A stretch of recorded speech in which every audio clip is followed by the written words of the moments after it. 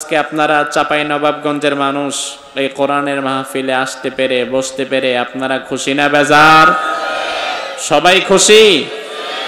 বাড়িওয়ালার বাসায় ভাড়া থাকলে যদি তার আইন মেনে থাকতে হয়, বাড়িওয়ালার ওপর দিয়ে যদি কথা বলা না যায়, আল্লাহ তাআলার জমিনে থেকে কি আল্লাহর কথা বলার উপরে কথা বলা যায় না?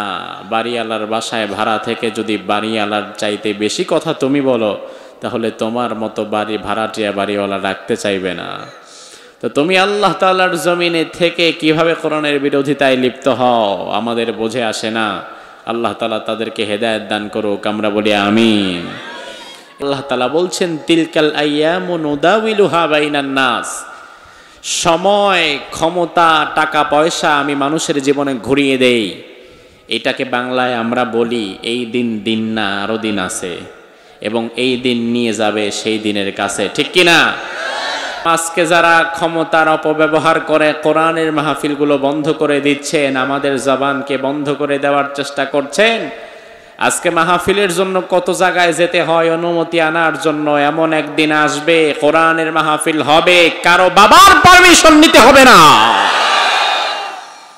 এমন একদিন আসবে, বলি ইনশাআল্লাহ। আজ কোরআনের মাহফিলের জন্য এত কষ্ট করতে হয় মানুষের। আল্লাহ তাআলা দিন শেষে এই সুন্দর আয়োজনগুলোকে কবুল করুক, আমরা বলি আমিন। আমরা দল বুঝি না, নেতা বুঝি না, আমরা বুঝি ইসলাম। ইসলামের পক্ষে যারাই থাকবে, সে যেই দলের হোক না কেন, তাদের জন্য আমাদের দোয়া এবং ভালোবাসা আছে না নাই? আর ইসলামের বিপক্ষে যদি আমার ঘনিষ্ঠ কেউ যায়, তার সাথে আমি থাকতে পারবো না। সুপ্রিয় ভাইরা আমার, আসুন কোরআন কারীম থেকে আমরা আমাদের মূল আলোচনায় চলে যাই। যেহেতু রাত গভীর হয়ে গিয়েছে, স্বাভাবিকত এই সময়গুলোতে আমরা আলোচনার ইতি টানি, সেখানে আমাদের আজকে আলোচনা শুরু করতে হচ্ছে। তো আমরা আসুন ভূমিকায় কথা লম্বা না করে অল্প কিছু সময় যেটা আমাদের হাতে রয়েছে, এই সময়টুকু আমরা কোরআন কারীম থেকে কিছু অংশ তিলাওয়াত করে সেখান থেকে একটু আলোচনা করি। তো কোরআন কারীম থেকে যদি কিছু আলোচনা করা হয়, সে আলোচনা শোনার মতো ধৈর্য, সহ্য, শক্তি, সাহস, মানসিকতা চাঁপাইনবাবগঞ্জের মানুষের হবে তো ইনশাআল্লাহ? হবে? আচ্ছা বলেন তো, আজকে আপনারা চাঁপাইনবাবগঞ্জের মানুষ এই কোরআনের মাহফিলে আসতে পেরে বসতে পেরে আপনারা খুশি না বেজার? সবাই খুশি? খুশি না কে কে একটু হাত তুলেন তো।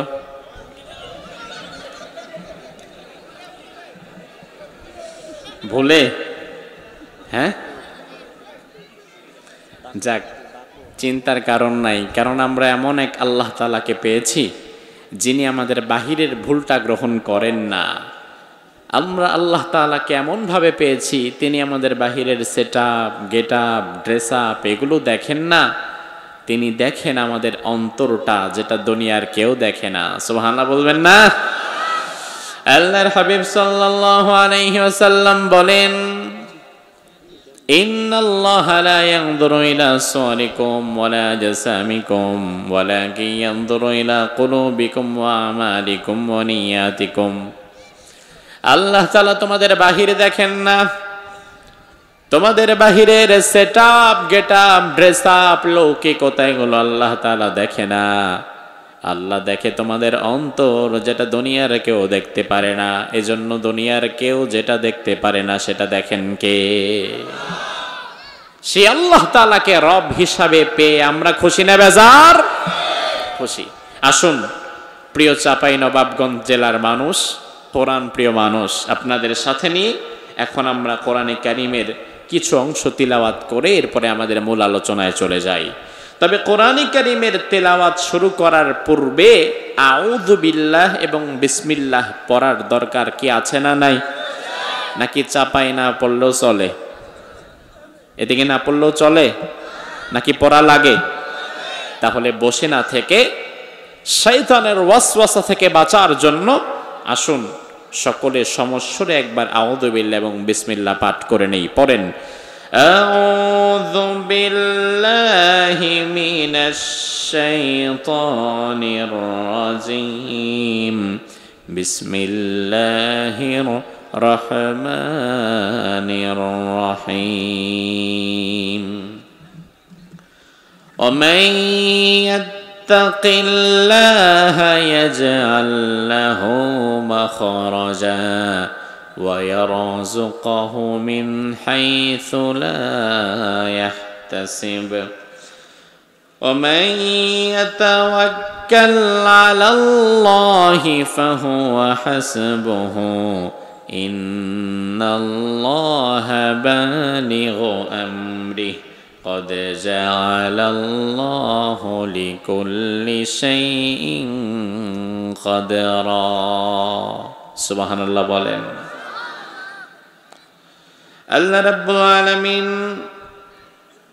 কোরআনুল কারীমের সূরাতুত তালাকের দ্বিতীয় অংশ এবং তৃতীয় আয়াত এখানে আল্লাহ রাব্বুল আলামিন মুমিনদের ঈমান ইয়াকিন তাকওয়া তাওয়াক্কুল বৃদ্ধি করার জন্য কিছু কথা বলেছেন রব্বুল আলামিন প্রথমেই বললেন ওয়া মাইয়াত্তাকিল্লাহ আর যে আল্লাহকে ভয় করবে ইয়াজআল লাহু মাখরাজা আমি আল্লাহ তাআলা দুনিয়াতে যত বড় বিপদ মুসিবত হোক না কেন ওই বিপদ মুসিবত থেকে বের হওয়ার জন্য তার জন্য আমি আল্লাহ রাস্তা বের করে দেব ওয়া ইয়ারযুকুহু মিন হাইথু লা ইয়াহতাসিব এমন জায়গা থেকে আমি আল্লাহ তাআলা তার রিজিকের ব্যবস্থা করে দেব যেখান থেকে রিজিক আসার কোনো সম্ভাবনাও ছিল না যেখান থেকে রিজিক আসার কোনো কল্পনাও সে কোনোদিন করে নাই ওয়া মান ইয়াতাওয়াক্কাল আলাল্লাহি ফাহুয়া হাসবুহ আর কেউ যদি আমি আল্লাহর উপরে ভরসা করার মতো করতে পারে তাহলে তার জন্য আর কারো প্রয়োজন নাই আমি আল্লাহ নিজেই তার জন্য যথেষ্ট হয়ে যাব সুবহানাল্লাহ বললেন না জবাব দেন ভরসা করতে হবে কার উপরে এরপরে আল্লাহ বললেন ইন্নাল্লাহা বালিগু আমরি নিশ্চয়ই আমি আল্লাহ যা চাই তাই আমি আল্লাহ করে থাকি আমি আল্লাহর চাওয়াটাকে ভায়োলেট করে অন্য কারো চাওয়া কখনো বাস্তবায়ন হতে পারে না কদ জাআলাল্লাহু লিকুল্লি শাইইন কদরা তবে আমি আল্লাহ দুনিয়ার প্রতিটি বিষয়ের জন্য নির্দিষ্ট একটা সময় ফিক্সড করে রেখেছি চাঁপাইনবাবগঞ্জের মানুষ কান লাগান যে আয়াত তিলাওয়াত করা হয়েছে সেই আয়াতে কারিমাগুলোর শাব্দিক তরজমা আমি আপনাদেরকে শোনালাম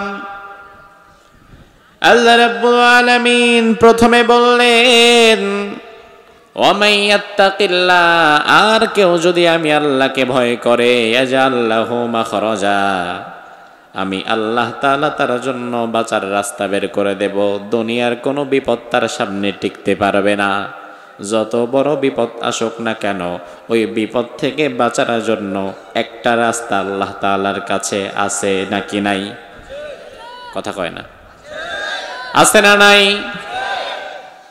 আপনার কাছে মাঝে মাঝে মনে হতে পারে আয় আল্লাহ এত বড় বিপদে পড়েছি বাঁচবো কিভাবে আল্লাহ বলে গোলাম ভয় পেও না বিপদ থেকে বাঁচার জন্য রাস্তা আমার কাছে আছে তোমার জীবনের বিপদ যত বড়ই হোক না কেন তুমি হতাশ হয়ে যেও না তুমি ভয় পেও না ভেঙে পড়ো না ওয়া মাইয়াত্তাকিল্লাহ শুধু একজনকেই ভয় করবা আর তিনি কে ও ভাইরা আমার ভালো করে বুঝেন আল্লাহর ভয়ের নাম হচ্ছে তাকওয়া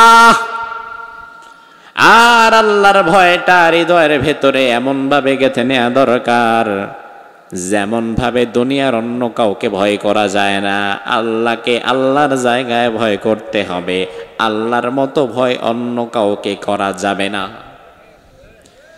আল্লাহকে আল্লাহর মতো ভয় করতে হবে এখন আপনি আল্লাহরেও ভয় করেন পুলিশরেও ভয় করেন র্যাবরেও ভয় করেন থানারেও ভয় করেন ক্ষমতারেও ভয় করেন অমুক তমুকরে ভয় করেন এত সমস্ত ভয় ইমানদারের হৃদয়ে থাকতে পারে না বরং ইমানদারের হৃদয়ে শুধু ভয় থাকবে কার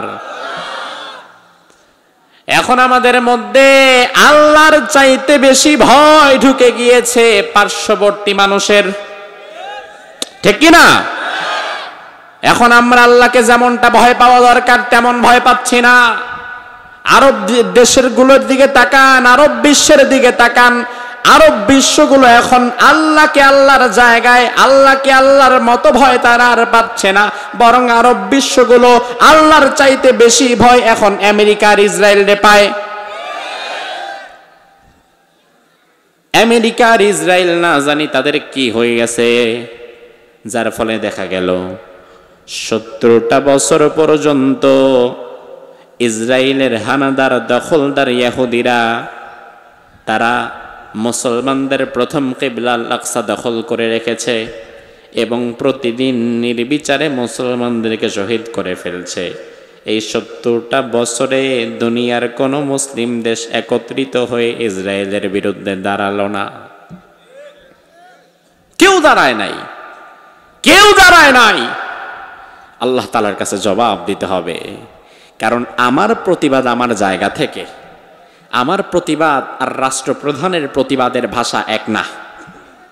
আপনার প্রতিবাদ আপনার জায়গা থেকে, আমার প্রতিবাদ আমার জায়গা থেকে। যেমন আমার জায়গায় কথা বলা, এই কথার দ্বারা আমি তাদের প্রতিবাদ করছি।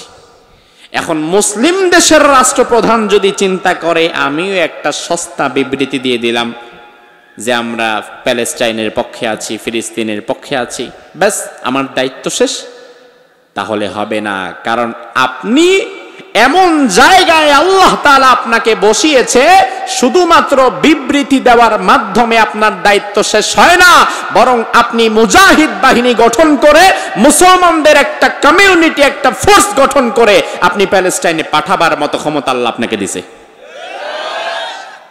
শুধু বিবৃতি দেওয়ার মাধ্যমে আপনার দায়িত্ব শেষ না। এখন মুসলিম বিশ্বের রাষ্ট্রপ্রধানেরা সবাই সবার জায়গায় শুধু বিবৃতি দেয়, আমরা ফিলিস্তিনের পক্ষে আছি, আমরা তোমাদের সাথে আছি। তো তুমি সাথে থেকে আমার লাভটা কি? তুমি সাথে থাকার পরে যদি আমার না খেয়ে থাকা লাগে, তুমি সাথে থাকার পরে যদি আমার মরাই লাগে, তাইলে তুমি সাথে থাকা আর না থাকা তো সমান, ঠিক কি না? সামনে রাস্তাটা বিপজ্জনক, ডাকাতি হয়। আমি মুবিন ভাইকে বললাম, ভাই আমার নিরাপত্তা প্রয়োজন, আপনি কিছু মানুষ দেন। মুবিন ভাই আমাকে আপনাদের থেকে 4-5টা মোটরসাইকেল দিল যে তোমরা হুজুরকে গার্ড দিয়ে রাস্তাটা পার করে দাও। ওই গার্ডওয়ালা যারা আছে আমার সাথে, তারা বলল হুজুর চিন্তা করবেন না, আমরা আপনার সাথে আছি। এখন তারা আমার সাথে সাথে ওই জায়গা পর্যন্ত যাওয়ার পরে যখন ডাকাত দল অ্যাটাক করবে, তখন যদি অ্যাটাকটা প্রথম আমার উপরেই আসে আর আমার যদি মায়ের খাওয়াই লাগে, তাইলে আমার সাথে ছাতার মাথা তোমরা থেকে লাভ কি? তো সাথে থাকার মানে তো এই না যে আমি বিপদে পড়ব আর তুমি তাকায় তাকায় দেখবা, বরং ঈদের দিনটা পর্যন্ত বাদ যায় না। যেই ঈদের দিনে তুমি আমি আরাম করে ফিরনি পোলাও আর পায়েস খাই, ওই ঈদের দিনও প্যালেস্টাইনের বুকে শত শত মানুষ শহীদ হয়ে গেছে, ঠিক কি না? মুসলিম বিশ্বের নেতারা চুপ হয়ে গেছে, এক একটা বোবা শয়তান হয়ে বসে আছে, কারণ তারা ভয় আগায় না। এমনটা মনে করবেন না যে তারা আগায় না, তার কারণ হয়তো তাদের টাকা পয়সা নাই, অস্ত্র শস্ত্র নাই, ক্ষমতা নাই। না রে ভাই, সবই আছে। বরং গোটা দুনিয়াতে মুসলমান দেশের চাইতে সম্পদ অন্য কোনো দেশের কাছে বেশি নাই। কারণ আল্লাহ রাব্বুল আলামিন প্রাকৃতিক সম্পদগুলোর যে ভান্ডার, এগুলো সব মুসলমান দেশে দিয়ে রেখেছে। তেলের খনি, গ্যাসের খনি, কয়লার খনি, স্বর্ণের খনি। আরব বিশ্বের নিচে শুধু তেল আর তেল। এই তেল আল্লাহ প্রদত্ত তেল উৎপাদন করে, উত্তোলন করে, এই তেলগুলোকে বাজারজাত করে পয়সা কামায়। এই তেলগুলো তো আল্লাহ তাআলা দিয়েছেন। আরব বিশ্ব এই তেলগুলো শুধু বিক্রি করে করে পয়সা কামায় আর টাওয়ার বানায়, বুর্জাল খলিফা বানায়। ও ভাই আমার, আমেরিকার মাটিতে তাদের নিজস্ব কোনো তেলের খনি নাই, বরং আমেরিকারও তেল কিনা লাগে। তাদের কাছে আছে বাংকার, মাটির নিচে বাংকার, গ্যালন। মাটির নিচে বাংকারে লক্ষ লক্ষ গ্যালন তেল আমেরিকা রিজার্ভ করে রাখে, কিন্তু দিন শেষে আমেরিকার নিজস্ব কোনো তেলের খনি নাই। তেলের খনি আছে সকল আরব দেশের কাছে। তেলে যুদ্ধ করার জন্য যেই বিমান প্রয়োজন, যুদ্ধ করার জন্য যেই ট্যাঙ্ক প্রয়োজন, যুদ্ধ করার জন্য যেই সাবমেরিন প্রয়োজন, যেই ফাইটার জেট প্রয়োজন, যুদ্ধ বিমান, রকেট, ফাইটার জেট, ট্যাঙ্ক, কামান, বিমান, এগুলা পানি দিয়া চলে না তেল দিয়া চলে? তাহলে তারা নিজেরও তো তেল নাই, সে তেল পায় কই? অবশ্যই কোনো না কোনো আরব দেশের কাছ থেকেই তো কিনা লাগে।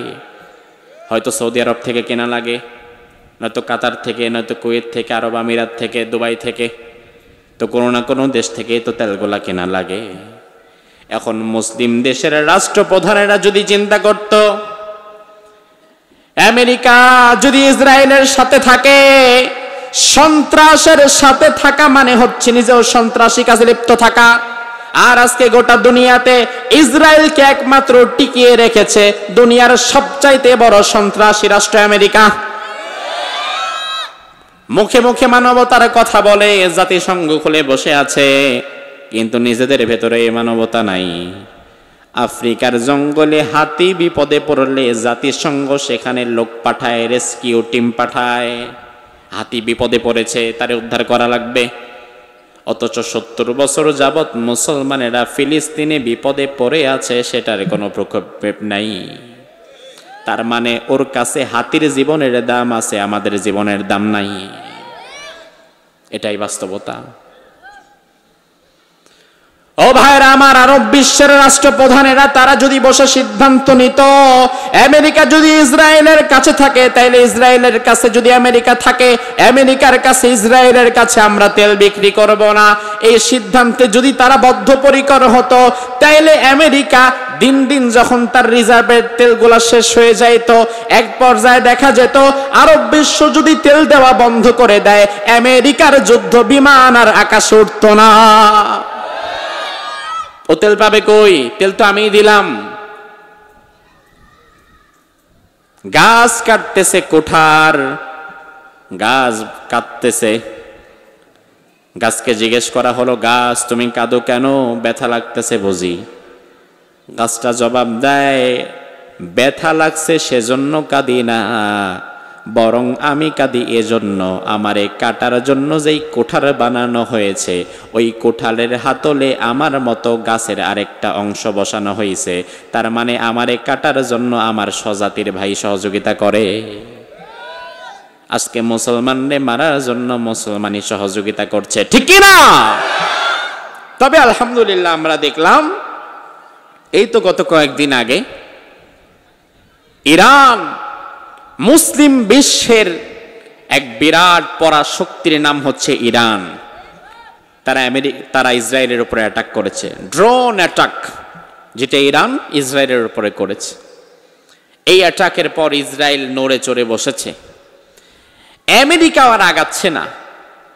ইরানের সর্বোচ্চ ক্ষমতাধর ব্যক্তি হচ্ছে ইরানের সবচাইতে সেন্ট্রাল পাওয়ার যার কাছে আছে, আয়াতুল্লাহ আল খামিনি। সে হচ্ছে ইরানের সর্বোচ্চ ধর্মীয় নেতা। ইরানের কিছু বিষয় খুবই চমৎকার। ইরানের সিস্টেম হচ্ছে, ইরানের সর্বোচ্চ ধর্মীয় নেতা যিনি হবেন, তিনি হবেন ইরানের সুপ্রিম পাওয়ারের অধিকারী। এমনকি প্রেসিডেন্ট, প্রধানমন্ত্রীর চাইতে ইরানের ধর্মীয় নেতার পাওয়ার বেশি। এটা ইরানের একটা ভালো দিক। তো আলহামদুলিল্লাহ এটা বাংলাদেশেও আছে। বাংলাদেশেও সবচাইতে বেশি ক্ষমতা হচ্ছে যারা ধর্মীয় নেতা তাদের। যেমন আপনাদের এলাকার সবচাইতে বেশি ক্ষমতা হচ্ছে মসজিদের ইমামের। হ্যাঁ হ্যাঁ, বরং আমরা নাম দিয়েছি ইমাম, ইমাম নাম দিয়েছি, কিন্তু ইমামরে এমন এক পয়সা দিয়ে রাখি যে পয়সা দিয়ে ইমামের কাপড় চোপড়ও ঠিক মতো হয় না। ইমামরে এমন জাতা কলে ফেলে রাখি, ইমাম হক কথা বলার আগে ডানে তাকায় বামে তাকায়, দেখায় সভাপতি আসেনি।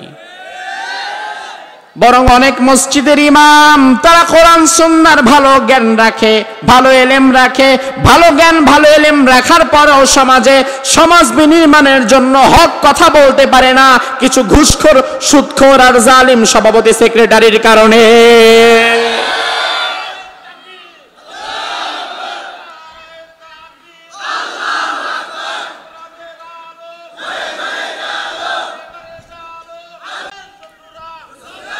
আমার ভাইরা লক্ষ্য করেন, অথচ ইরানে সব চাইতে বেশি ক্ষমতা যাকে দেয়া হয়েছে তার নাম আয়াতুল্লাহ আল খামিনি।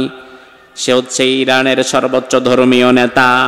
ধর্মীয় নেতা মানে আলহামদুলিল্লাহ ওই দেশে তুলনামূলক যার কাছে ধর্মের জ্ঞান ভালো আছে সেই তো ধর্মীয় নেতা। তো ধর্মীয় নেতার কাছে যদি ক্ষমতা থাকে তাইলে দেশের মধ্যে অন্যায় অবিচার কমে না বাড়ে? অবশ্যই কমে। আর আমরা মাশাআল্লাহ যারা ধর্মের কথা বলে, যারা ইসলামের দাওয়াত দেয়, যারা হক পথের দাওয়াত দেয়, তাদেরকে ক্ষমতায় বসানো তো দূরের কথা, বরং তাদেরকে মামলা দিয়ে কিভাবে ভেতরে ভরা লাগে সেই ষড়যন্ত্র করি। ইরান থেকে শেখো। আয়াতুল্লাহ আল খামিনি অ্যাটাক করেছে ইসরায়েলে।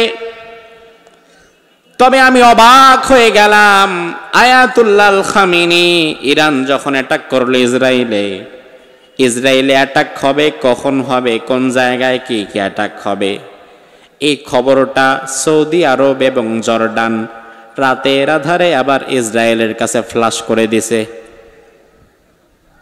অবাক হয়ে গেলাম।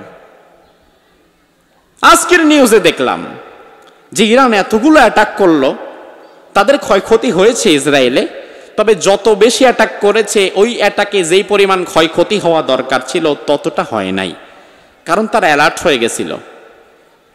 তাদের কিছু স্থাপনা ধ্বংস হয়ে গেছে, তবে তারা অ্যালার্ট ছিল যে এই জায়গায় এই টাইমে আক্রমণটা হবে।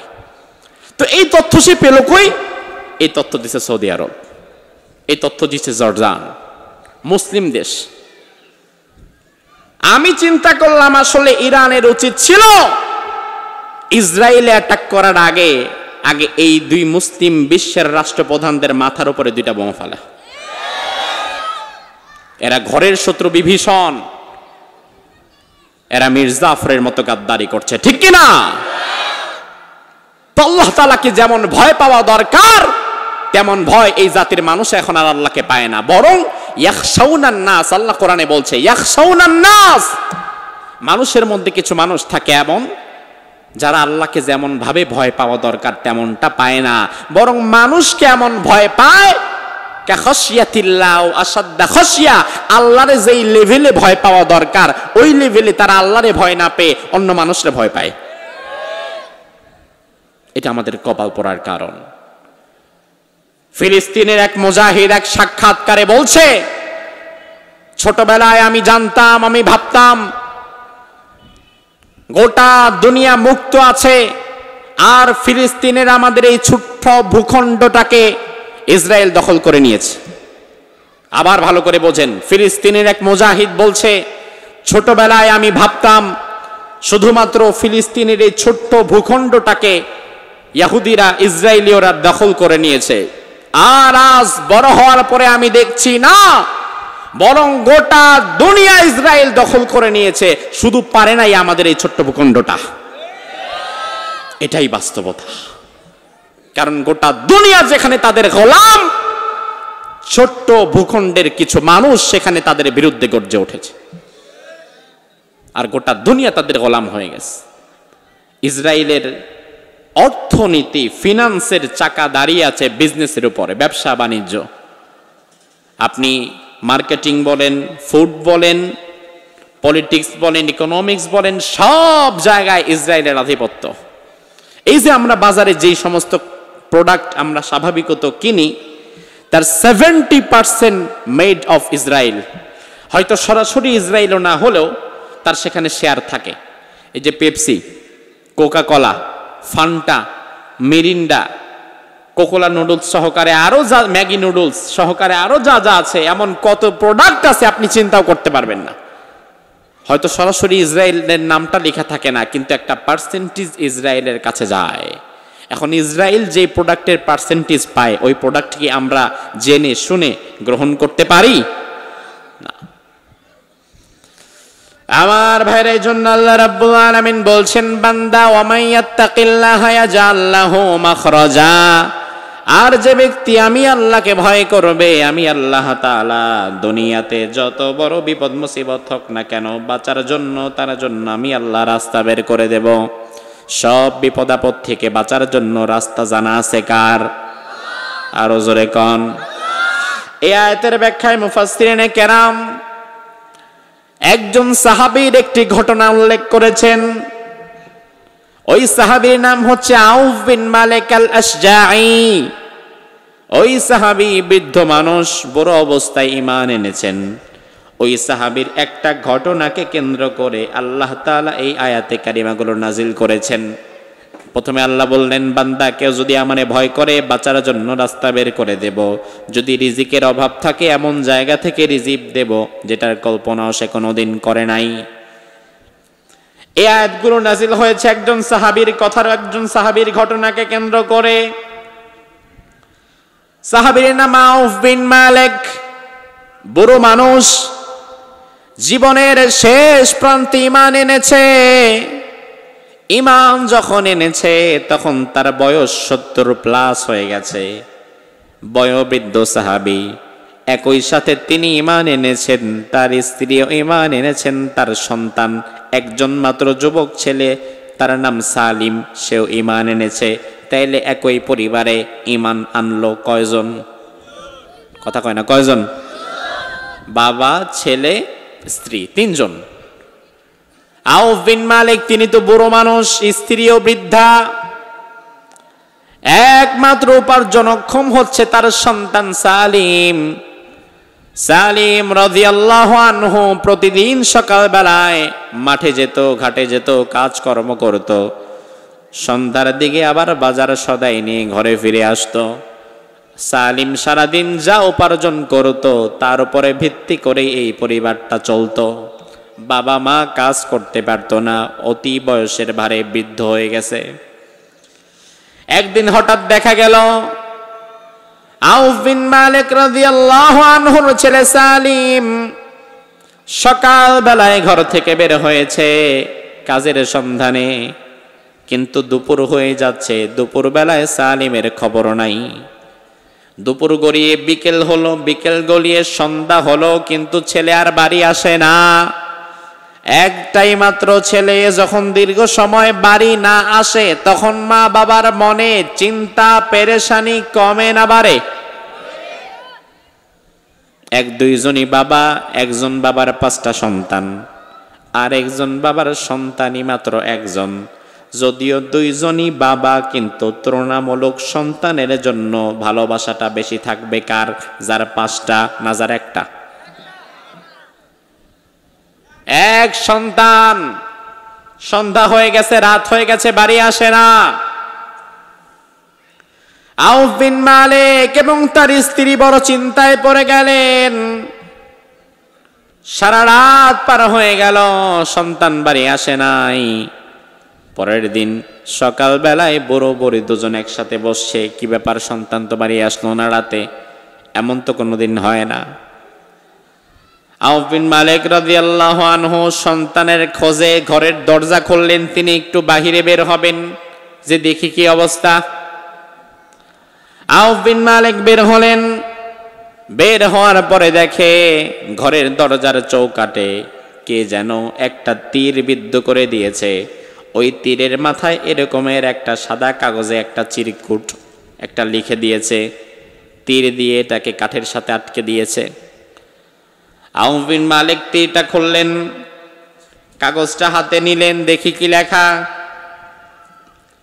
কাগজের মধ্যে কাফেররা লিখেছে, আউফ বিন মালিক, আজ থেকে কয়েক মাস পূর্বে তুমি ঈমান এনেছিলে, অথচ এর আগে তুমি ছিলে আমাদের স্বগোত্রীয় ভাই, আমাদের দলের মানুষ। যেহেতু এখন তুমি ঈমান এনে আমাদের থেকে দূরে সরে গিয়েছো, এই অপরাধের কারণে তোমার সন্তান সালিমকে আমরা কিডন্যাপ করে নিয়ে গেছি। তোমাকে আমরা 3 দিন সময় দিলাম, এই 3 দিনের মধ্যে তোমার ছেলে সালিমকে যদি তুমি ছাড়াতে চাও তাহলে ঈমান পরিত্যাগ করবা, ঈমান ছেড়ে দিবা। যদি ঈমান ছেড়ে দিয়ে আমাদের কাছে চিঠি লিখতে পারো তোমার ছেলে সালিমকে আমরা ছেড়ে দেব, আর যদি ঈমান ত্যাগ না করো তাহলে তোমার ছেলে সালিমকে 3 দিন পরে আমরা মেরে ফেলব।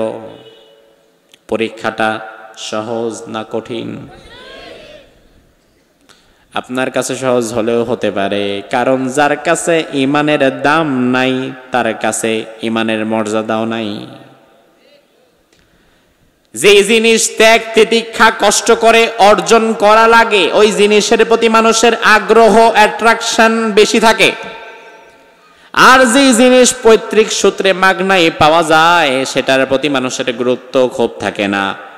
সাহাবায়ে কেরাম ঈমানের জন্য জীবন দিয়ে দিতে পারতেন, আর আমাদের দেশের মুসলমান ঈমানটারে 200 টাকা 500 টাকা আর 1 কাপ চায়ের কাছে বিক্রি করে দিতে পারে। সাহাবায়ে কেরাম ঈমানের জন্য জীবন দিয়ে দিতে পারতেন। আমির হামজা জীবন দিয়ে দিয়েছেন, রাসূলুল্লাহর নাতি ইমাম হুসাইন জীবন দিয়ে দিয়েছেন। রাসূলুল্লাহ ঈমানের জন্য কত পরীক্ষার কাছে গিয়েছেন, তবুও তো সাহাবায়ে কেরাম ঈমান ছেড়ে দেয় নাই। তাইলে তারা ঈমানরে এত বেশি গুরুত্ব দিত, আর আমাদের কাছে ঈমান গুরুত্বহীন কেন? তার কারণ ঈমান আমরা পৈতৃক সূত্রে পেয়ে গেছি।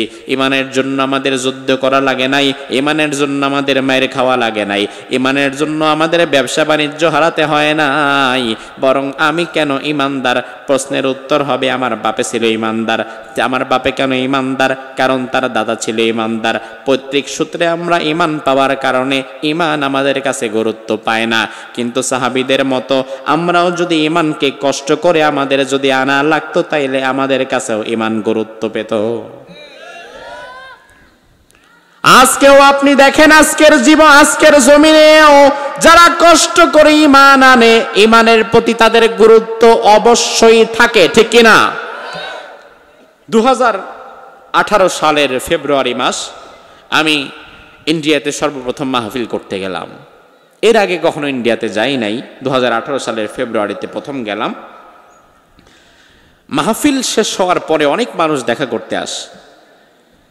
তো এক ব্যক্তি দেখা করতে এসেছে গুজরাট থেকে। তো আমার মাহফিল ছিল পশ্চিম মেদিনীপুর, পশ্চিমবঙ্গের একটা এলাকা, কলকাতা এয়ারপোর্ট থেকে আরো 150 কিলোমিটার পরে। গুজরাট অন্যদিকে। গুজরাট হচ্ছে বর্তমান যে প্রধানমন্ত্রী নরেন্দ্র মোদী তার নির্বাচনী এলাকা। তো মাহফিলের পরে এক ব্যক্তি, অনেকে দেখা করতে আসছে, তো দেখা করতেছে, সালাম দিচ্ছে, মুসাফা করছে, চলে যাচ্ছে হাজার হাজার মানুষ। তো এক ব্যক্তি আসলো রুমে, এসে সে বসে আছে চুপ করে, আমার দিকে তাকিয়ে বসে আছে, তার চোখ ছলছল করছে, চোখ পানি। আমি তাকে সালাম দিলাম, সে উত্তর দিল না। তা আমি চিন্তা করলাম সে তো সালাম দিলই না আমারে, উল্টা আমি তারে দিলাম, উত্তরও দিল না। পরে চিন্তা করলাম হয়তো শুনতে পাইনি, আরেকটা বার দিই। আবার দিলাম আসসালামু আলাইকুম, সে উত্তর দিল না। তো 2 বার সালাম দেওয়ার পরে যখন উত্তর পেলাম না, তখন ভাবলাম যে সে হয়তো আমার উপরে কোনো বিষয়ে রাগান্বিত, বা সে হয়তো আমাকে ব্যক্তিগতভাবে পছন্দ করতে পারছে না। তো আমি আর কিছু বললাম না। তো কিছুক্ষণ পর সে দেখলাম ওই যে চোখ ছলছল করছিল, টলমল পানি চোখে, সে দেখলাম চোখের পানি ছেড়ে দিয়ে কাঁদছে, দাড়ি ভিজে ভিজে পানি পড়তেছে। আমি বললাম, ভাই আমি এমন কিছু বললাম কি যেটা আপনার কষ্টের কারণ হলো? সে কোনো কথা না বলে আমার সামনে হা করল। হা যখন করেছে তার ভেতরের অংশটা আমি দেখে আটকে উঠেছি। আমি দেখলাম তার জিহ্বার 3 ইঞ্চি, জিহ্বা 3 ইঞ্চি কাটা, জিহ্বা নাই, কেটে ফেলা হয়েছে, কথা বলতে পারে না। পাশ থেকে আরেকজন বলল, হুজুর তিনি কথা বলতে পারে না, শুধু আমাদের দিকে ফেল ফেল করে তাকিয়ে থাকে। 1.5 বছর আগে সে আমাদের এই অঞ্চলে এসেছে, আমরা তার থাকার একটা বন্দোবস্ত করে দিয়েছি। ঈমান আনার কারণে তার উপরে গুজরাটে এমন অবর্ণনীয় অত্যাচার হয়েছে যেটা আপনি কল্পনা করতে পারবেন না। তাকে সারা রাত বেঁধে রাখা হতো গাছের সাথে, তাকে ইচ্ছা মতো পিটিয়ে দিনের বেলায় সবার সামনে উলঙ্গ করে তাকে পেটানো হতো, পিটিয়ে গরুর গোয়ালের মধ্যে নিয়ে ফেলে দেয়া হতো, সেখান থেকে আবারও তাকে রাত্রিবেলায় বাহিরে এনে পেটানো হতো, দিনেও মারত রাতেও মারত, ইমান থেকে তাকে সরে দাঁড়াবার জন্য তাকে ফোর্স করত।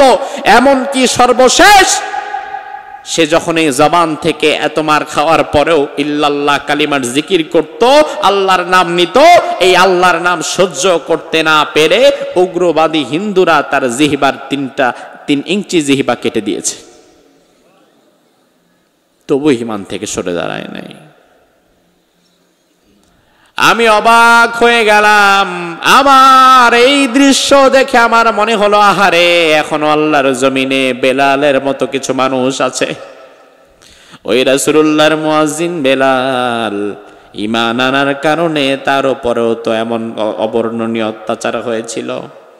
ঈমান আনার কারণে বেলালকে উটের রশির সাথে বেঁধে মরুভূমির মধ্যে ছেড়ে দেয়া হতো। উট যত দূর যেত বেলালের গায়ের থেকে গোশত চামড়াগুলো খসকে ফসকে যেত, রক্ত রঞ্জিত হয়ে যেত মক্কার জমিন। এত কষ্ট বেলালকে দেয়া হতো। এত কষ্ট দেওয়ার পরেও বেলাল মার খেতে খেতে যখন বেহুশ হয়ে যেত, হুশ আসার পরে বেলাল আবার নাম নিত কার। এই জন্য উমাইয়া একদিন লোহার আংটা গরম করে বেলালের জিহবার ভেতরে লোহার আংটা ঢুকিয়ে দিয়েছিল, যার ফলে বেলাল যখন আজান দিত বেলালের আজানটা সঠিকভাবে উচ্চারিত হতো না। আমাদের মুয়াজ্জিন আজান দেয় আশহাদু আল্লা ইলাহা ইল্লাল্লাহ, আর বেলাল আজান দিত আশহাদু আল্লা ইলাহা ইল্লাল্লাহ। আশহাদু শিনের উচ্চারণ হতো না, আশহাদু বলতে গেলে বেলালের আশহাদু হয়ে যেত। তার কারণ শিন উচ্চারণ করতে গেলে বাতাস ভেতরে আটকে রাখা লাগে, আর বেলালের জিহবা যেহেতু ফুটা, বাতাস আটকাতো না, বাতাস বের হয়ে যেত, যার ফলে বেলালের শিনের জায়গায় সিন আশহাদু হয়ে যেত। তবু আল্লাহর হাবিব বেলালকে কখনোই মুয়াজ্জিনের এই খেদমত থেকে সরিয়ে দেয় নাই, কারণ আল্লাহর হাবিব বলেছেন, বেলাল রে, তুমি যখন আজান দাও তোমার আজান শুধু মদিনায় না, তোমার আজান আরশে আজিমে পৌঁছে যায়। ও বেলাল, তুমি আজান বন্ধ করো না, তোমার আজান না দিলে আমাদের হৃদয় ভরে না। আমি অবাক হয়ে গেলাম, বেলালের মতো মানুষ এই জমিনেও আছে, কিন্তু পার্সেন্টেজটা কম, অনেক কম, অনেক কম। তার কারণ ঈমান যে কষ্ট করে আনে সেই ঈমানের মর্যাদা বোঝে, আর ঈমান যে ফ্রি পৈতৃক সূত্রে পায় ঈমান তার কাছে গুরুত্ব পায় না, ঠিক কিনা? ওই সাহাবীকে চিঠি দেয়া হলো, সময় দেয়া হলো 3 দিন। 3 দিনের মধ্যে ঈমান ছাড়বা, ছেলেরে নিবা, আর ঈমান না ছাড়লে তোমার ছেলে শেষ। আমার ভাইরা মনে থাকলে জবাব দেন। আউফ বিন মালিক ওই সাহাবীর ছেলে মাত্র কয়জন? জোরে কোন। এখন কার হাতে বন্দী? কাফেরদের হাতে। তাইলে এই বন্দী ছেলেকে মুক্ত করার জন্য সে সময় পাইছে কয়দিন? 3 দিনের মধ্যে আবার অলরেডি 1 দিন শেষ, কারণ চিঠি দেখছে পরের দিন আর বন্দিত করছে আগের দিন, তার মানে 1 দিন অলরেডি এখানেই শেষ। এবার দ্বিতীয় দিন কি করবে ভেবে পাচ্ছে না, কার কাছে সাহায্য চাইবে কোনো কিছুই ভেবে পাচ্ছে না। দ্বিতীয় দিনও এভাবে কেটে গেল। আউফ বিন মালিক এবং তার স্ত্রী চিন্তা করতে করতে সারা রাত কেটে গেল। 2টা দিন শেষ হয়ে গেল, এখন 3য় দিন হয়ে গেছে, 3য় দিন সকাল। তার মানে ছেলেকে মুক্ত করার জন্য আর কয়েক ঘন্টা বাকি। এর মধ্যে যদি না পারে ছেলেকে মেরে ফেলা হবে। আবার মুক্ত করার জন্য কোনো টাকা পয়সা তারা চায় নাই, মুক্ত করার জন্য চেয়েছে দুনিয়ার সব চাইতে বড় সম্পদ, সেটা হচ্ছে ঈমান। সেটা কি? মুমিনের কাছে ঈমানের চাইতে বেশি দাম অন্য কোনো কিছুর নাই। এবার 3য় দিন সকালবেলায় আউফ বিন মালিক তার সমস্যা এখন বেড়ে আরেকটা হয়ে গেছে। আগে সমস্যা ছিল একটা, পুত্র বাড়ি নাই, এখন 3য় দিন সমস্যা 2টা। পুত্র বাড়ি নাই, এটা যেমন সমস্যা। আবার ছেলে লাগাতার 2 দিন না থাকায় কাজও হয় নাই, টাকাও আসে নাই, খাবারও আসে নাই। এখন সমস্যা হয়ে গেছে 2টা, একটা ছেলে বাড়ি নাই আর একটা ঘরে খাবারও নাই। ছেলে যেহেতু নাই, খাবার আনবে কে? আর আমরা যেমন 6 মাসের খাবার রিজার্ভ করে রাখি, সাহাবায়ে কেরাম এমনটা করতেন না। বরং সাহাবায়ে কেরামের তাওয়াক্কুল ছিল, আমার মুখ যিনি দিয়েছেন আমার আহারও তিনি দিবেন। 6 মাসের খাবার আমি রিজার্ভ করব কেন? 6 মাস যে আমি বেঁচে থাকবো কিনা তারই তো গ্যারান্টি নাই, ঠিক কিনা? আপনি পাখির দিকে তাকান, আল্লাহর হাবিব বলেন, লাউ আন্নাকুম তাওয়াক্কালতুম আলাল্লাহ হাক্কা তাওয়াক্কুলি লারাযাকাকুম কামা ইয়ারযুকুত তায়র তাগদু খিমাসান ওয়া তারুহু বিতানা। ওই পাখির দিকে তাকাও, যেই পাখির ঘরে পরের দিন কি খাবে ওই খাবারটাও থাকে না। পাখিটা ফজরের পরে আল্লাহর প্রতি ভরসা করে বের হয়ে যায়, সন্ধ্যার দিকে আবার পাখিগুলো ঘরেতে ফিরে আসে। এই যে সারাদিন পাখিটা বিভিন্ন জায়গায় গেল, পাখিটা সন্ধ্যার দিকে যখন ঘরে ফিরে খালি পেটে ফিরে নাকি তার পেটটা ভরা থাকে? খাওয়ায় কে? আল্লাহর হাবিব বলেন, ও বান্দা, তোমার ঈমান, তোমার তাওয়াক্কুল যদি পাখির মতো হয়ে যায়, পাখিরে যেমন না খাওয়ায় আল্লাহ রাখে না, তোমারেও না খাওয়ায় আল্লাহ রাখবে না। সুবহানাল্লাহ। এটা ছিল সাহাবায়ে কেরামের তাওয়াক্কুল, আল্লাহর প্রতি ভরসা। আমাদের যদি লাগে 5 আনা, আমরা কামাইতে চাই 16 আনা, 1 আনাও ছাড়তে চাই না, অথচ এটা আমার প্রয়োজনই নাই, আমার লাগবে মাত্র 5 আনা। আমার 10,000 টাকা হলেই হয়, কিন্তু আমি তাতে খুশি না, আমি কামাইতে চাই 50,000। বা আমার 50,000 হইলেই হয়, আমার পরিবার বড়, আমার মানুষজন বেশি, 51বর্তী পরিবারে অনেকজন মানুষ নিয়ে থাকি, তাতে আমি সন্তুষ্ট না, আমি কামাইতে চাই 5 লাখ। যার লাগবে 5 লাখ সে কামাইতে চাই 5 কোটি, ঠিক কিনা? অধিক মাত্রায় খাই, আরো লাগবে, আরো লাগবে, আরো লাগবে। এই মেন্টালিটি, এই মানসিকতা আমাদেরকে নষ্ট করে দিচ্ছে। এই মানসিকতা আমাদেরকে লোভী বানিয়ে দিচ্ছে। যা লাগবে মূলত আমার, আমি তার চেয়ে বেশি চাই। অর্থাৎ আমাদের পেটের ক্ষুধার চাইতে চোখের ক্ষুধা বেশি। সাহাবায়ে কেরামের জীবনীতে পাওয়া যায়, মদিনার একজন সাহাবী, তার দোকানে খেজুর আছে, তার পাশের আরেকজন সাহাবী, তার দোকানেও খেজুর আছে। একজন ক্রেতা এলেন, এসে বললেন, ভাই এই খেজুরটা কত? এই খেজুরটা 1 কেজি 2 দিরহাম। ঠিক আছে, আমার 1 কেজি দেন। ওই সাহাবী বলছে, ভাই আপনি এই খেজুরটাই নিবেন তো? বলে, হ্যাঁ আমি এটাই নিব। দেখেন, ওই দোকানদার সাহাবী বলছে, ভাই এই খেজুরটাই তো নিবেন? বলে, হ্যাঁ আমি এটাই নিব। তাহলে আমার থেকে নিয়েন না, আমার পাশে যে ভাই আছে, আমার ভাই দোকানদার, এই একই খেজুর একই দামে আপনি তার দোকান থেকে নেন। সুবহানাল্লাহ কইলেন না? পাগল মনে হলো না? পাগল নাকি? সে ক্রেতারে ফেরত দিচ্ছে আরেক দোকানে, সে ক্রেতাকে আরেক দোকানে ফেরত দিচ্ছে। না, লেখছে হুজুরের আজান, না হ্যাঁ হুজুরের আজান। আরে এটা আমাকে লিখছে মানে আজান দেওয়ার জন্য, কিন্তু এরা বোঝে না যে আজান ফাজান আমি দেই না, কারণ তাফসির মাহফিল এটা আজান দেওয়ার মঞ্চ না। আজান তো দিবে মুয়াজ্জিন, তো আজান যদি তাফসির কারককে দিতে হয় তাহলে মুয়াজ্জিন আছে কেন? তাফসির মাহফিলের মূল জায়গাটা কোরআন কারীমের তাফসিরের জন্য ছেড়ে দেন। এখানে আজান টাজান সহকারে আজান হবে আলহামদুলিল্লাহ মসজিদে, কিন্তু তাফসির মাহফিলের 1-1.5 ঘন্টায় বাহিরের কথার চাইতে কোরআনের কথা, হাদিসের কথা, এগুলো অধিক বেশি গুরুত্বপূর্ণ। শোনেন, আমাদের কাছে একটু পাগল মনে হলো। পাগল নিজের ক্রেতারে আরেক দোকানে দেয়? বরং আমাদের মানসিকতা তো হচ্ছে, আমি যদি দেখি আমার একজন ক্রেতা ওই দোকানে মাঝে মাঝে যায়, সে যখন আমার কাছে আসে আমি একটু টিটকারি করে কই, কিও ভাই আপনি দেখি আমাদের ভুইলাই গেছেন, আপনি দেখি এখন ওনার কাছে যান।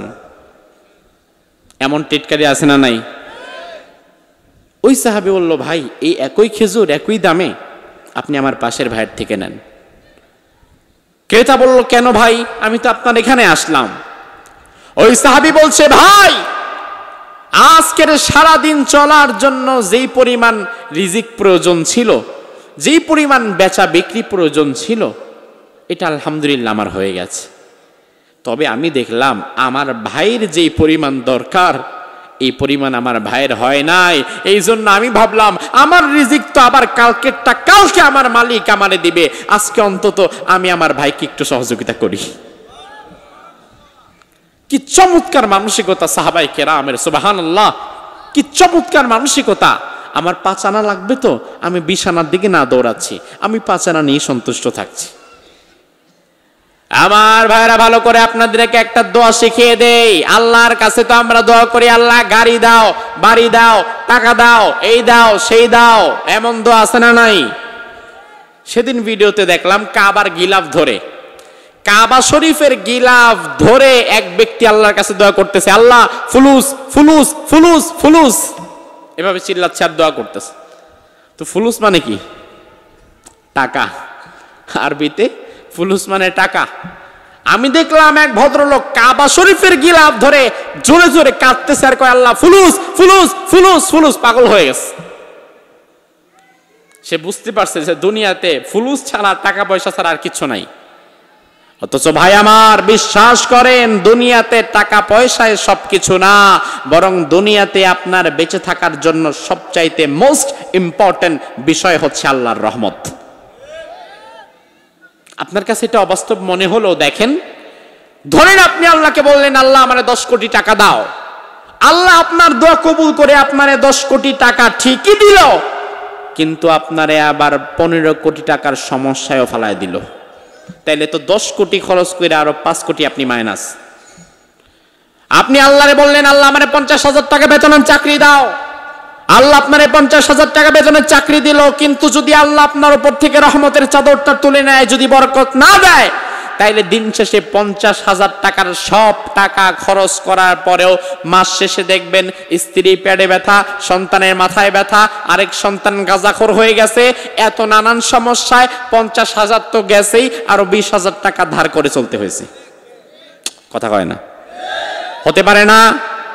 এই জন্য আল্লাহরে এইটা বললেন না আল্লাহ এটা দাও, এটা দাও, এটা দাও, আল্লাহ 10 কোটি টাকা দাও, এমন দাও তেমন দাও না, বরং আল্লাহ দুনিয়াতে সম্মানের সাথে চলার জন্য আমার যা যা প্রয়োজন, যতটুকু প্রয়োজন তুমি আমারে তা ততটুকু দাও। এর চেয়ে ভালো আর দোয়া হতে পারে?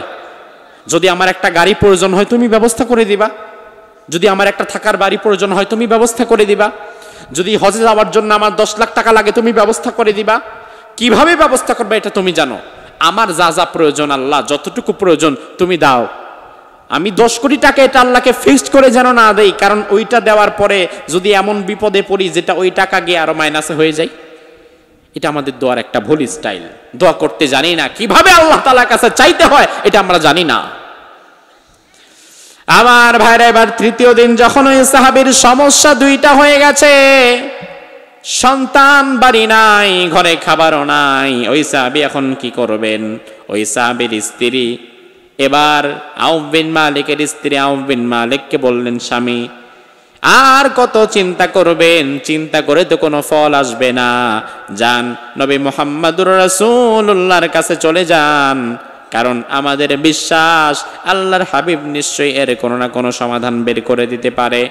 এবার এই সাহাবী আউফ বিন মালিক মসজিদে নববীতে আল্লাহর হাবিব সাল্লাল্লাহু আলাইহি ওয়াসাল্লামের দরবারে চলে গেলেন, গিয়ে বললেন, ইয়া রাসূলুল্লাহ, ঈমান আনার কারণে আমার উপর এমন বিপদ এসেছে, আমার একমাত্র উপার্জনক্ষম সন্তানটাকে কাফেররা বন্দী করে রেখেছে, 3 দিন সময় দিয়েছে যেন আমি ঈমান ছেড়ে দেই। এই 3 দিন সময়ের মধ্যে অলরেডি 2 দিন সময় পার হয়ে গেছে, আর আজকে 3য় দিন চলমান, আর কয়েক ঘন্টা সময় বাকি আছে, এরপরেই আমার সন্তানটাকে যদি মুক্ত করতে না পারি তাহলে মেরে ফেলা হবে। আল্লাহর হাবিব বললেন, আউফ বিন মালিক, তুমি কি ঈমান ছেড়ে দিতে চাচ্ছ নাকি? আউফ বিন মালিক বলে, ইয়া রাসূলুল্লাহ, জীবন চলে যাবে, সন্তান চলে যাবে, ঈমান ছেড়ে দেব না, তবে আমার যেহেতু একটাই সন্তান, আমি তাকে বড় বেশি ভালোবাসি, আমি চাই আমার সন্তানটাকে মুক্ত করিয়ে আনতে।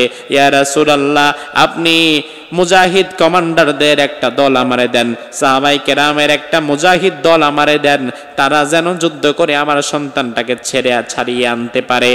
আর 2 নাম্বার সমস্যা হচ্ছে আমার সন্তান যেহেতু আজকে 2 দিন লাগাতার ঘরে নাই, আমার ঘরে কোনো খাবারও নাই, আমার ঘরে যা খাবার ছিল সব শেষ হয়ে গেছে, আপনি বাইতুল মাল থেকে আমার জন্য কিছু খাবারের ব্যবস্থা করে দেন।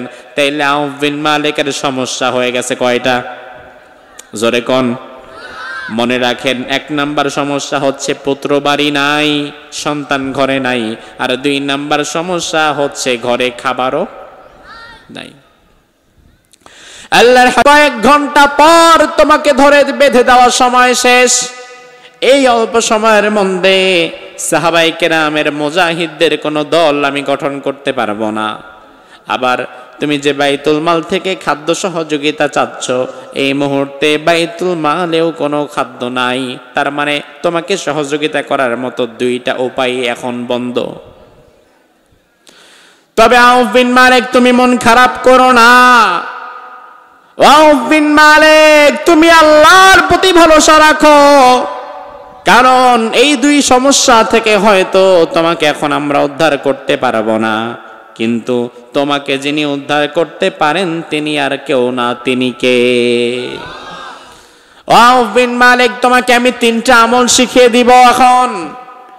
এই 3টা আমল তুমি যদি এখন থেকে করা শুরু করো, আগামী দিন সূর্য উদিত হওয়ার আগেই তোমার সন্তানকে আল্লাহ আবার তোমার ঘরে পাঠিয়ে দেবেন। আরো আস্তে কান সুবহানাল্লাহ। আর 2 নাম্বার, তোমার ঘরে না খাবার নাই, এই 3 আমলের মাধ্যমে আল্লাহ তাআলা তোমাকে অফুরন্ত অগণিত রিজিক দান করবেন।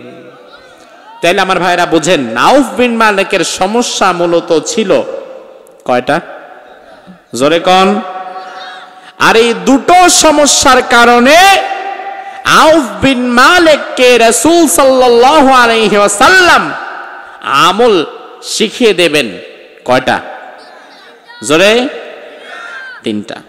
এতক্ষণ যা শুনেছেন তো শুনেছেন, এখন আর একটু মনোযোগ দেন, কারণ শেষাংশটা আরো বেশি গুরুত্বপূর্ণ।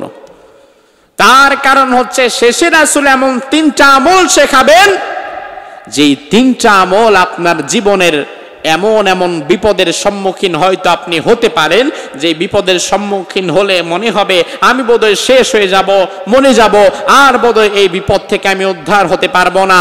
এমন বড় বিপদ যখন আপনার জীবনে আসবে, আপনি যদি রাসূলুল্লাহর শেখানো ওই 3টি আমল করেন, তাহলে আপনাকেও যিনি বিপদ থেকে মুক্ত করতে পারেন তিনি কে?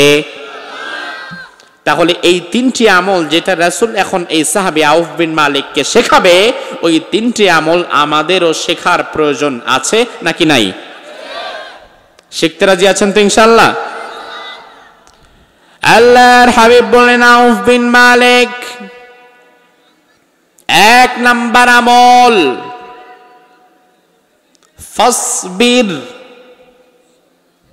1 নাম্বার আমল হচ্ছে, ও আউফ বিন মালিক তুমি ধৈর্য ধারণ করবা, তুমিও করবা, তোমার স্ত্রীও করবে। তার মানে রাসূল প্রথম আমল দিলেন, বিপদে পড়লে ঘাবড়ে যাওয়া যাবে না, বরং বিপদে পড়লে সবার আগে ধৈর্য ধারণ করতে হবে। জোরে কোন, কি করতে হবে? ধৈর্য ধারণ। আপনার মনে হতে পারে, আল্লাহ এটা কি কোনো আমল হইল নাকি আবার? আরে ভাই, এটা আপনার এখন মনে হতে পারে, কিন্তু একবার বিপদে পড়ে দেখেন না, ধৈর্য তখন কই যায়। একবার পড়ে দেখেন বিপদে, তখন হা হতাশ করা ছাড়া আর কুল পাবেন না। কিন্তু বিপদে ধৈর্য ধারণ করতে পারাটা অনেক বড় আমল, কারণ আমার আল্লাহ বলেছেন, ইন্নাল্লাহা মা'আস সাবিরিন, আমি আল্লাহ তাআলা ধৈর্য ধারণকারীদের সাথে আছি। সুবহানাল্লাহ। আবার আল্লাহ বলেছেন, ওয়াস্তাঈনু বিস-সাবরি ওয়াস-সালাহ ইন্নাল্লাহা মা'আস সাবিরিন। ও ঈমানদারেরা, ধৈর্য ধারণ করে নামাজ আদায় করে তোমরা আমি আল্লাহর সাহায্য চাও। তুমি যখন ধৈর্য ধারণ করে নামাজ আদায় করে সাহায্য চাইবা, তোমার সব দাবি সব আমি আল্লাহ পূরণ করে দেব। আরো জোরে কোন সুবহানাল্লাহ। তাইলে মনে রাখেন, রাসূল 3টা আমল শেখাবেন। প্রথম আমলটা তাকে শেখালেন ধৈর্য ধারণ করা। প্রথম আমল কি? জোরে বলেন, ধৈর্য ধারণ। দুই নাম্বার ওয়া তাওয়াক্কাল আলাল্লাহ। আউফ বিন মালিক, এক নাম্বার তো ধৈর্য ধারণ করবা, আর দুই নাম্বার আমল হচ্ছে তাওয়াক্কাল আলাল্লাহ, আল্লাহর প্রতি ভরসা করবা। চাঁপাইনবাবগঞ্জের মানুষ জবাব দেন, ভরসা করতে হবে কার উপরে? এক আল্লাহর প্রতি ভরসা করতে হবে, করার মতো হাক্কা তাওয়াক্কুলি, পরিপূর্ণ ভরসা, এক আল্লাহর প্রতি ভরসা করতে হবে।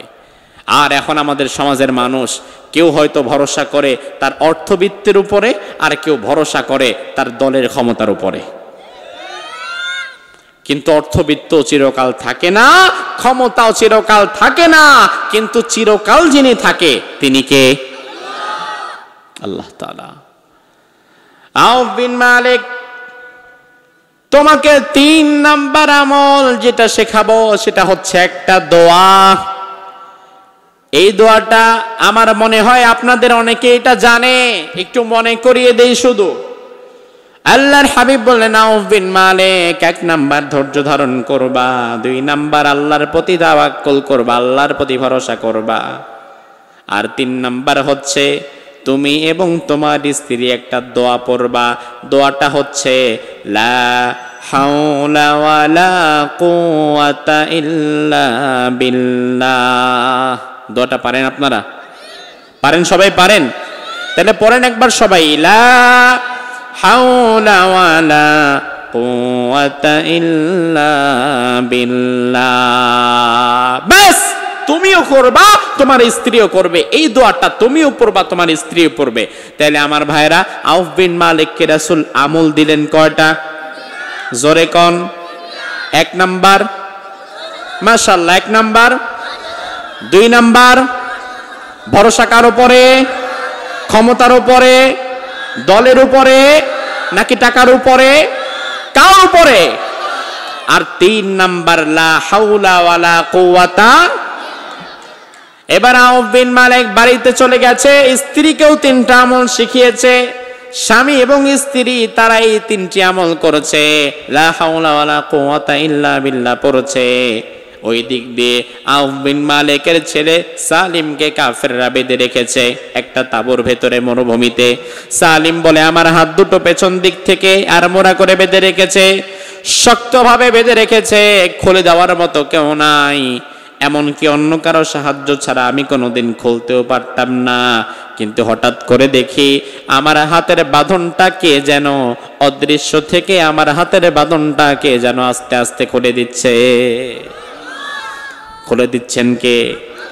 ওই যে মা বাবা লা হাওলা ওয়ালা কুওয়াতা ইল্লা বিল্লাহ পড়ছে, এই দিক দিয়ে ওই দোয়ার পাওয়ার আল্লাহ তাআলা এই দিকে কাজে লাগিয়ে দিয়েছে।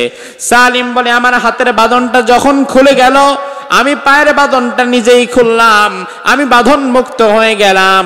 এবার আমি তাঁবু থেকে উকি দিলাম, বাহিরের কি অবস্থা দেখি, আসতে বাড়ির দিকে যায়, বাহিরে উকি দিয়ে দেখলাম বাহিরে যারা ছিল কাফেরেরা, তারা মদ খেয়ে সব মাতাল হয়ে শুয়ে আছে। আমি চিন্তা করলাম, তাহলে আমি এখন বের হতে পারি, এটা আমার জন্য একটা সুযোগ। সালিম বলে, আমি বের হলাম, আস্তে আস্তে করে বাড়ির দিকে আগাবো। আমি দেখলাম আমার সামনে একদিকে মাঠের মধ্যে বিরাট এক পাল ছাগল, 3000-এর মতো এক পাল ছাগল, আর এই ছাগলের পেছনে আবার 100 উটের একটা বড় ইউনিট। কিছু ছাগল এবং কিছু উট যেগুলা এই কাফেরেরা বিভিন্ন জায়গা থেকে হাইজ্যাক করে চুরি করে এনেছে। আমি চিন্তা করলাম, আমারে তো তারা 3টা দিন আজকে বেঁধে রেখেছে, আগামীকাল ফজরের পরে আমাকে তারা মেরে ফেলবে। আমাকে তারা বেঁধে রেখেছে, যেহেতু আল্লাহ মানে মুক্ত করে দিয়েছে, তবে আমার ঘরে তো কোনো খাবার নাই, যেহেতু 3 দিন আমি কোনো কাজে যেতে পারি নাই। এক কাজ করি, এখান থেকে একটা ছাগল আমি বাড়িতে নিয়ে যাই, যেন খাওয়া দাওয়া হয়। আউফ বিন মালিক বললেন, একটা ছাগল আমি নিয়ে যাব চিন্তা করলাম, কিন্তু ছাগলটা নিব কিভাবে? কারণ ছাগল এমন এক প্রাণী, ছাগলকে যদি আপনি সোজা টানেন, ছাগল যাবে কোথায়? যদি ডাইনে টানেন যাবে কই? ছাগল এমন এক বেয়ারা প্রাণী, মাঝে মাঝে দেখবেন যখন আপনি রশি ধরে টান দিবেন, একদম পা গোলা মাটির মধ্যে গাইরা দাঁড়ায় থাকে। যখন রশি ছাড়বেন কানটা চারা দেয়, যাবো না, কি করবি? এমন একটা ভাব। এই জন্য আমার ভাইরা, ছাগল এমন এক প্রাণী যেটা বড় বেয়ারা প্রাণী, ঘাড় তেরা প্রাণী। এজন্য আল্লাহ তাআলা দুনিয়ার সব নবীদেরকে নবুয়ত দেওয়ার আগে ছাগলের রাখাল বানিয়েছিলেন।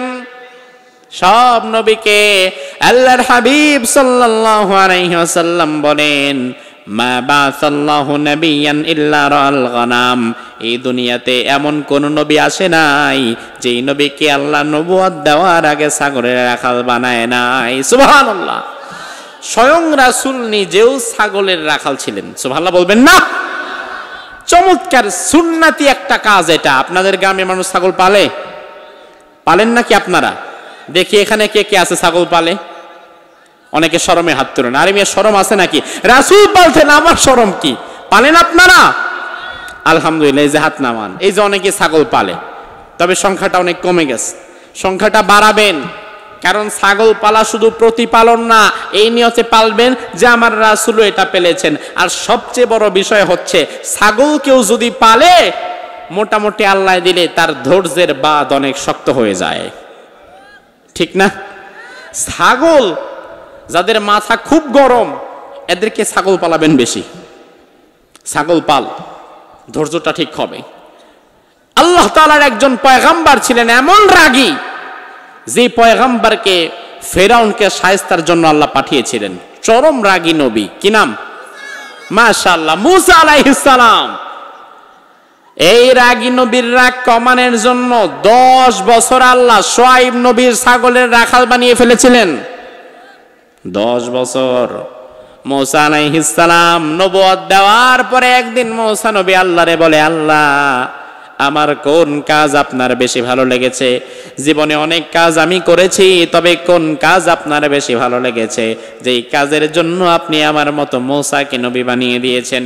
আল্লাহ বলে, মূসা, ওই যে মিশর থেকে মাদিয়ানে শুআয়ব নবীর ঘরে তুমি যেই 10 বছর ছিলা, এই 10 বছর তুমি ছাগলের রাখালগিরি করতা। একদিন 10 বছরের শেষ সময়টাতে একদিন আমি দেখলাম, সন্ধ্যার দিকে হাজার হাজার ছাগল নিয়ে তুমি যখন বাড়ির দিকে যাচ্ছ, একটা ছাগল তোমার পাল থেকে বের হয়ে বাহিরে ছোটাছুটি করছিল, তুমি কন্ট্রোল করতে পারছিলা না। ছাগলটা ডানে যায়, তুমি ডান দিকে দৌড়াইলে ছাগল বামে যায়, তুমি বামে গেলে ছাগল আবার পেছন দিক দিয়ে দৌড় মারে।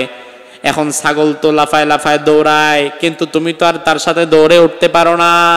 অনেকটা সময় পরে এই বোবা প্রাণী ছাগলটারে তুমি তোমার হাতের মধ্যে ধরতে পেরেছো। তোমার যে রাগ, বাবারে বাবা, তুমি আগে ছাগলটারে ধইরাই মাথার উপরে উঠায় ফেলছো, এক আছাড় দিয়া পুরি বের করে ফেলবা। কিন্তু হঠাৎ করে ছাগলটারে আছাড় দিতে গিয়েও কি মনে করে যেন থেমে গেলা। আছাড় না দিয়ে ছাগলের কপালে একটা চুমা দিয়া বললা, হারে বাবা প্রাণী, তুই নিজেও কষ্ট করলি, আমারেও কষ্ট দিলি।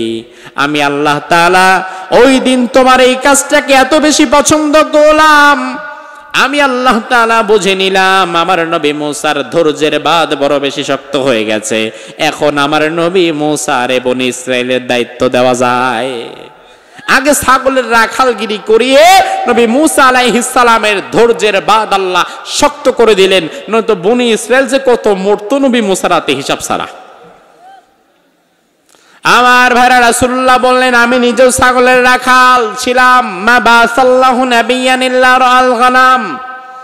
সব নবীদেরকে আল্লাহ তাআলা আগে ছাগল চড়িয়েছেন। সালিম বলে, আমি একটা ছাগলের মাথায় হাত রেখে বললাম, চল আমার সাথে বাড়ি চল, চল বাড়ির দিকে যাই। কারণ টানাটানি করলাম না, নয়তো ছাগলের টানাটানিতে, ছাগলের চিৎকারে যদি কারো নেশা কেটে যায়, কারো ঘুম ভেঙে যায়, আমি বিপদে পড়ব।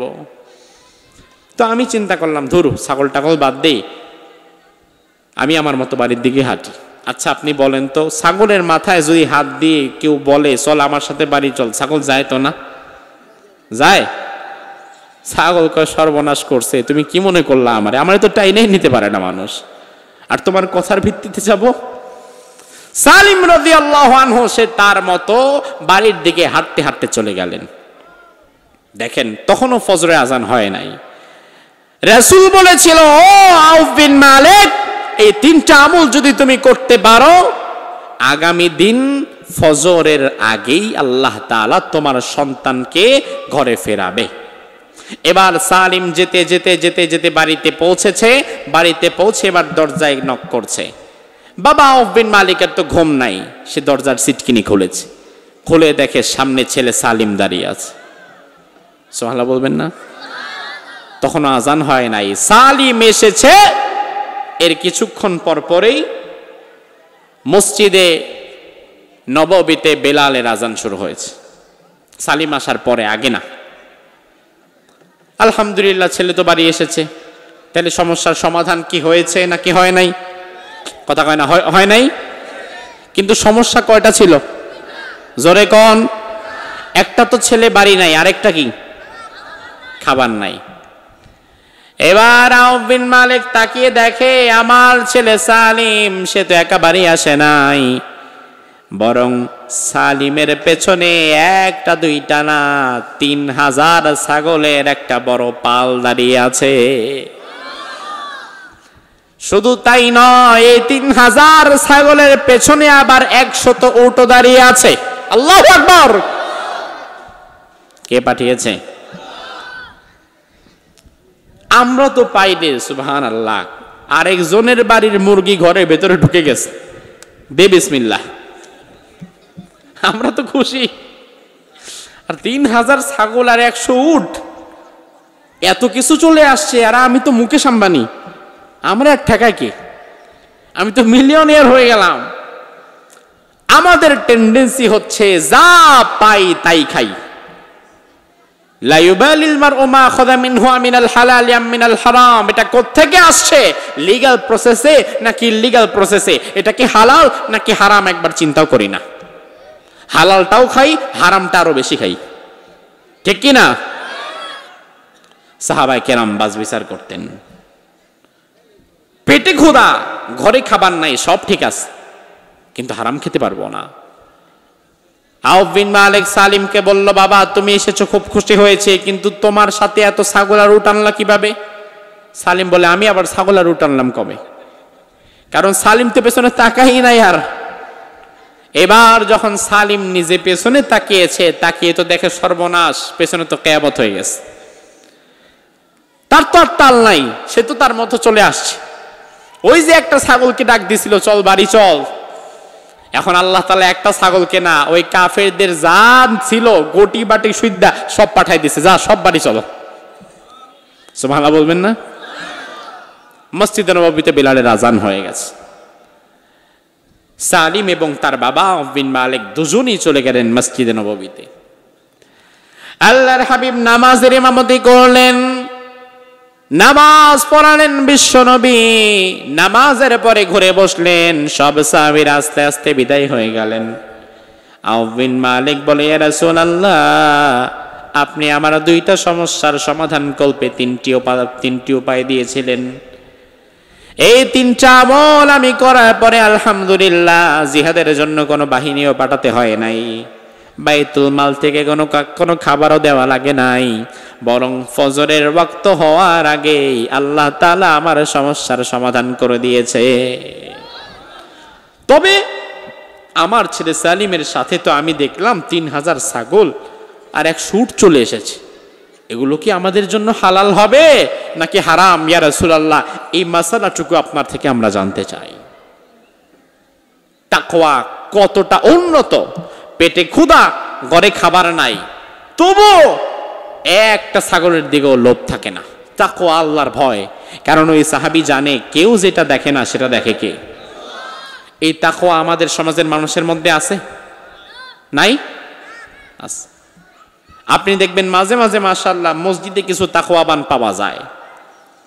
হঠাৎ চিৎকার দিয়ে ওঠে, হুজুর একটু মাইকে এলান করে দেন, ওযুখানায় 5টা টাকা পাওয়া গেছে।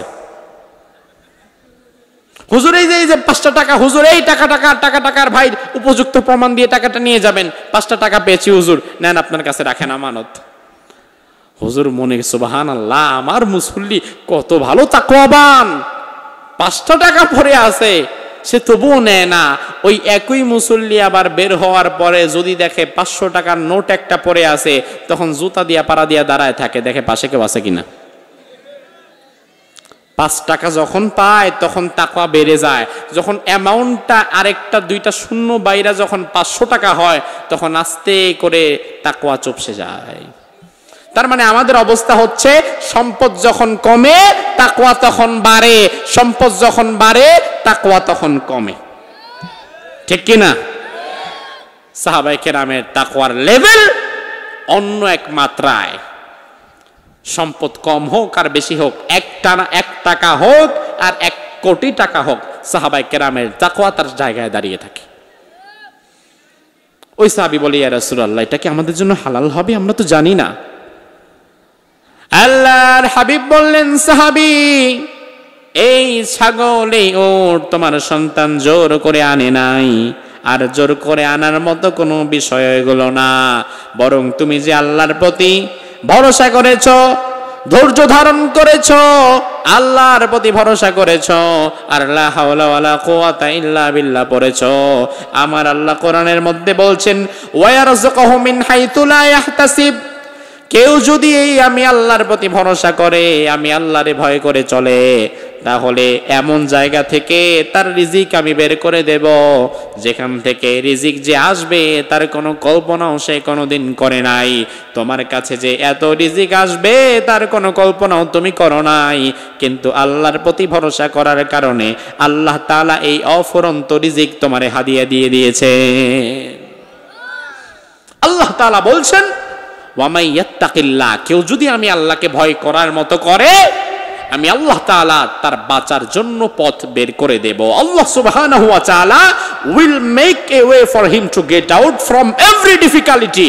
দুনিয়ার যত বড় কঠিন বালা বিপদ মুসিবত যাই হোক না কেন, সেখান থেকে বের করার মতো রাস্তা আল্লাহর কাছে আছে না নাই? আল্লাহর প্রতি কেউ যদি ভরসা করে, এমন জায়গা থেকে আল্লাহ তার রিজিক দিবে, লা ইয়াহতাসিব, যেখান থেকে রিজিক আসার কোনো কল্পনাও মানুষ কোনোদিন করে নাই। ওই 3,000 ছাগল আর 100 উট যে আসবে তার কোনো কল্পনাই এই সাহাবীরা করে নাই, কিন্তু আল্লাহ পাঠিয়ে দিয়েছে। এরপরে আল্লাহ বলে, বান্দা, ওয়া মান ইয়াতাওয়াক্কাল আলাল্লাহ ফাহুয়া হাসবুহ, কেউ যদি আমি আল্লাহর প্রতি ভরসা করে, তার জন্য ভারত কিংবা আমেরিকার প্রয়োজন নাই, তার জন্য আমি আল্লাহ নিজেই যথেষ্ট হয়ে যাই। সুবহানাল্লাহ। এজন্য আমার ভাইরা, সর্বশেষ আবার একটু পড়াটা আমারে দিয়ে যান, দেখি আপনাদের মনে আছে কিনা। এই সাহাবীর সমস্যার সমাধান আল্লাহ তাআলা দিয়েছেন রাসূলুল্লাহর মাধ্যমে। যে সমস্যার সমাধান আল্লাহ দিয়েছেন, এই সমাধান পাওয়ার জন্য, বিপদ থেকে বাঁচার জন্য আমল রাসূল শিখিয়েছিলেন কয়টা? জোরে বলেন। 1 নাম্বার, মনে আছে আপনাদের? আপনারাও বলেন। 1 নাম্বার, 2 নাম্বার কার প্রতি ভরসা, আর 3 নাম্বার লা হাওলা ওয়ালা কুওয়াতা ইল্লা বিল্লাহ। আপনি আমিও যখন আমাদের জীবনে কোনো বিপদ মুসিবতে পড়ব, আমরাও একইভাবে এই আমলগুলো করলে ওই বিপদ মুসিবত থেকে আমাদেরকেও যিনি বাঁচিয়ে দিবেন তিনি কে? আমরা যেন করতে পারি, আল্লাহ তৌফিক দান করুক, বলি আমিন।